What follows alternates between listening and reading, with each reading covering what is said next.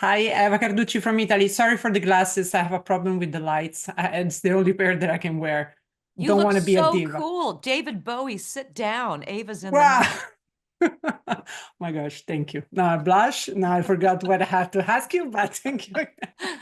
Uh, No, really, thank you so much for your time. The first question I wanted to ask you, it's about women in power. In your opinion, how the perception through your characters have changed, through entertainment or what it means to be in power? Because I see that your character starts from be such, have a perfect life, blah, blah, blah. And then you actually see the vulnerability in her and what it means actually to be in power in some situations. So what do you think about this aspect?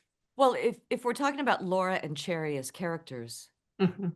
they're both alpha females, and they both will never give up, determined to get what they want. And when you get two of those females in a room, there's hell to pay. So the power for Cherry is she just wants a better life.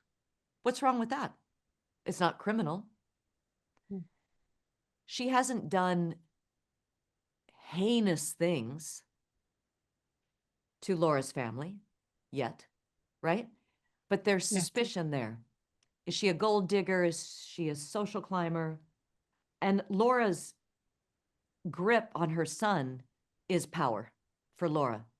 No one's going to be good enough for her son. No one's going to take her son away from her because she's already lost her first child.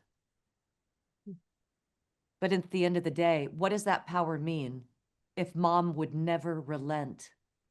No woman would ever be good enough for Daniel in Laura's eyes, right?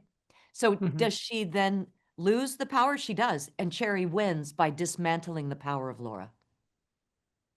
It's all a question of power, but also, in your opinion, how the show talks about, and it's something that you already tackled, that the emotional dependency that we have, that we think it's love, but then sometimes, as you were saying, maybe it's just the things that she doesn't want to lose the power on her child, and she depends on that feeling. So, how much do you think the show talks about this, which is very common nowadays in our, daily life? It's verbatim what you just said. I mean, it's you think you're protecting someone's livelihood, but you are actually smothering them. You're squashing them. And the power play between mom and son starts to escalate, where he's just like, get your hands away from my throat. It's too much. You're overly protective. And mom is disagreeing with him and saying, no, no, no, I'm protecting you from evil because this woman is evil. And again, it's a matter of perspective. Cherry's just trying to get him away from mommy. She just is saying, be your own man.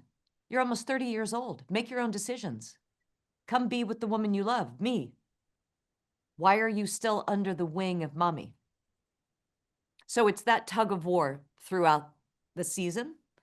Mhm. Um, and then, we know how it ends. Yeah.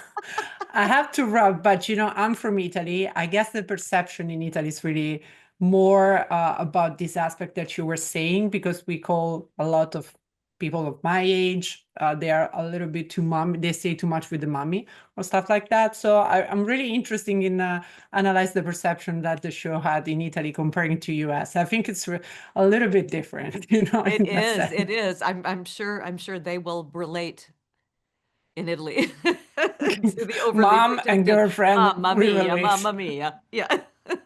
That we relate both. Thanks so much for your time. Really, it's always amazing to talk to you, and have a good Thank you. day.